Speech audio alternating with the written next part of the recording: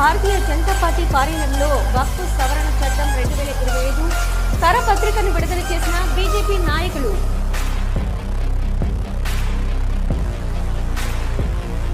Bharatiya Janata party జిల్లా కార్యాలయంలో ముఖ్య అతిథులైన గౌరవనీయులు సీనియర్ నాయకులు శ్రీ మేడ మురళీధర్, శ్రీ కసెట్టి కృష్ణమూర్తి, వంకతర గోపాలకృష్ణమూర్తి మరియు ఈ కార్యక్రమానికి కో కన్వీనర్ నిమ్మకాయల సుధాకర్, చాందిని మరియు అనేక మంది పెద్దల సమక్షంలో వక్ఫ్ సవరణ చట్టం 2025 కరపత్రాలను విలేకరుల సమక్షంలో విడుదల చేశారు. ఈ కార్యక్రమంలో ముఖ్య అతిథులు శ్రీ మేడ మురళీధర్ మాట్లాడుతూ, దేశంలో దశాబ్దాలుగా పేద, బడుగు, బలహీన ముస్లింలు, ముస్లిం మహిళలు, వితంతు మహిళలు, ముస్లిం యువతికి జరుగుతున్న అన్యాయాన్ని సరిచేయడానికి వక్ఫ్ చట్టం 2025 ప్రధాని మోదీ తీసుకురావడం జరిగిందని వారు తెలియజేశారు. అదేవిధంగా శ్రీ కాశెట్టి కృష్ణమూర్తి మాట్లాడుతూ, ముస్లింలు తమ తదనంతరం తమ ఆస్తులను పేద ముస్లిం ప్రజలకు విద్య, వైద్యం, ఉపాధి కోసం అల్లాకు రాసిచ్చే ఆస్తులను వక్ఫ్ అంటారని, అయితే ఈ ఆస్తుల నిర్వహణ చూసే ముతావలీలు ఈ ఆస్తులను పర్యవేక్షించి తద్వారా వచ్చినటువంటి ఆదాయాలను పేద ముస్లిం ప్రజలకు అందించడంలో విఫలమవుతున్నారని, అందుకే బోర్డును పటిష్టపరిచే విధంగా మోదీ చట్ట సవరణ జరిగిందని వారు తెలియజేశారు.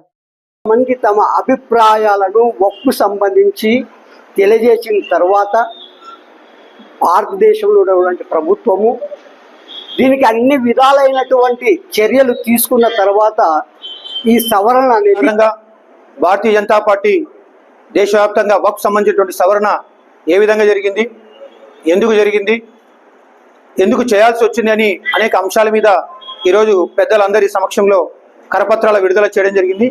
ఈ కరపత్రాన్ని ప్రతి ఒక్క వ్యక్తి దగ్గరికి, దేశంలో ఉన్నటువంటి ముస్లింల దగ్గరికి, హిందువుల దగ్గరికి, అందరి దగ్గరికి కూడా ఈ కరపత్రాన్ని తీసుకొని వెళ్ళి ఈ యొక్క సవరణలో ఏముంది అనేటువంటి విషయాన్ని చెప్పడం కోసం ఈరోజు కరపత్ర విడుదల చేయడం జరిగింది.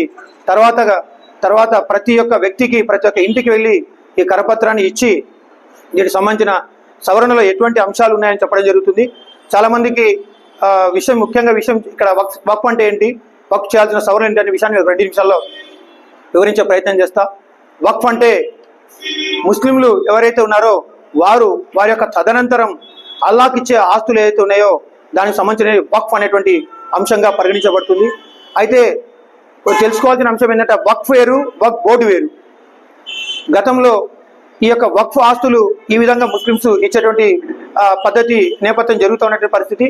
అయితే 1947 స్వాతంత్రం వచ్చిన తర్వాత, దేశ విభజన జరిగిన తర్వాత ఈ యొక్క వక్ఫ్ బోర్డు ఏర్పడడానికి మూలాలు పూర్తిగా ఏర్పడినాయి. ఎందుకంటే ఇక్కడి నుంచి పాకిస్తాన్ వెళ్ళిపోయినటువంటి ముస్లింల యొక్క ఆస్తులు ఏవైతే ఉన్నాయో వారి యొక్క ఆస్తులను ఫస్ట్ కాపాడే, రక్షించే దిశలో వక్ఫ్ అనేది ఏర్పడి, తర్వాత ఆ రోజు ఏర్పడిన రోజు 50,000 ఎకరాలు మాత్రమే వక్ఫ్ బోర్డుకు ఉన్నటువంటి పరిస్థితి. ఈ రోజు మనం చూసినట్టయితే 9,50,000 ఎకరాల ఆస్తులు మరి ఈరోజు వక్ఫ్ బోర్డుకు వచ్చింది. ఇవన్నీ ఎక్కడి నుంచి వచ్చాయి, ఎలా వచ్చాయి అనేటువంటి పూర్తి వివరణతో మరి ఈరోజు కేంద్ర ప్రభుత్వం పూర్తి స్థాయిలో సవరణ చేయడం జరిగింది. ఆ వక్ఫ్ ఆస్తులు పేదలకు ఏ విధంగా ఉపయోగపడతాయి, సర్వీస్ యాక్టివిటీస్ ద్వారా అయితేనేమి, హాస్పిటల్స్ ద్వారా అయితేనేమి, స్కూల్స్ ద్వారా అయితేనేమి, లేకుంటే ఇంకొక రకంగా ఉపయోగపడేది ఎక్కడన్నా వక్ఫ్ ఆస్తి వల్ల, వక్ఫ్ వల్ల ఈ సర్వీస్ యాక్టివిటీస్ ఈ దేశంలో జరుగుతున్నాయనేది లేదు. కాబట్టి మనము ఈరోజు భారతీయ జనతా పార్టీ అది ఏ మతానికి సంబంధించిన విషయంలోనైతేనేమి మంచి జరగాలనే కోరుకుంటుంది, కానీ దానిపైన అజమాయిషీ కావాలని ఎప్పుడు కోరుకోదు. ఆ వక్ఫ్ ఆస్తులను మంచి పద్ధతిలో ప్రవేశపెట్టడానికే, మంచి పద్ధతిలో అమలు చేయడానికే ఈ చట్టాన్ని తీసుకొని వచ్చింది. క్లారిటీ ఉండాలా, వక్ఫ్ బోర్డు ఆస్తి ఏమిటి. ఎంతోమంది మనం చూస్తున్నాం, ఎంతోమంది స్థలాలు కొన్నాక ఇది వక్ఫ్ బోర్డు, దీని వాళ్ళ పరిస్థితి ఏమిటి ముందుగానే తెలియాలి కదా. తెలియకముందు కొన్నాక ఇది వక్ఫ్ బోర్డు తిన్నాక వాళ్ళ యొక్క పరిస్థితి ఏమిటి, వాళ్ళ జీవితాలు ఏమిటి, ఇవన్నీ ఆలోచించి ఇటువంటి సమస్యలు భవిష్యత్తులో ఎప్పుడు కలగకుండా ఉండాలనే ఉద్దేశంతోనే ఈ మార్పులు చేస్తుంది కేంద్ర ప్రభుత్వం. ఇది గమనించి కేంద్ర ప్రభుత్వానికి మన మద్దతు తెలపాలని మేము కోరుకుంటున్నాం. అందరికీ నమస్కారం.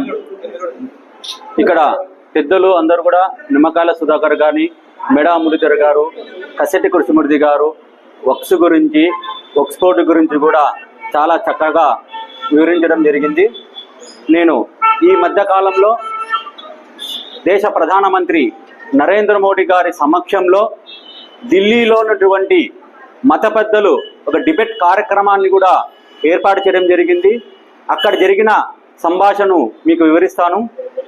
అక్కడ ఉన్నటువంటి ఒక ముస్లిం సోదరుడు ఢిల్లీ బజార్లో 2015 సంవత్సరంలో ఒక భూమిని కొనుగోలు చేయడం జరిగింది. కొనుగోలు చేసిన తర్వాత అక్కడ వాళ్ళ వ్యాపార సముదాయాలు కానీ వ్యాపారం కానీ నిరంతరం చేసుకుంటూ అక్కడ కూడా ఒక చిన్న మసీదు ఏర్పాటు చేసి నమాజు కూడా ఏర్పాటు చేయడం జరిగింది. 2019 సంవత్సరంలో అహ్మదాబాద్ నుంచి వచ్చినటువంటి వారు ఈ స్థలము వక్ఫ్ బోర్డు సంబంధించినది, మీరు తక్షణమే ఖాళీ చేయడం జరిగింది.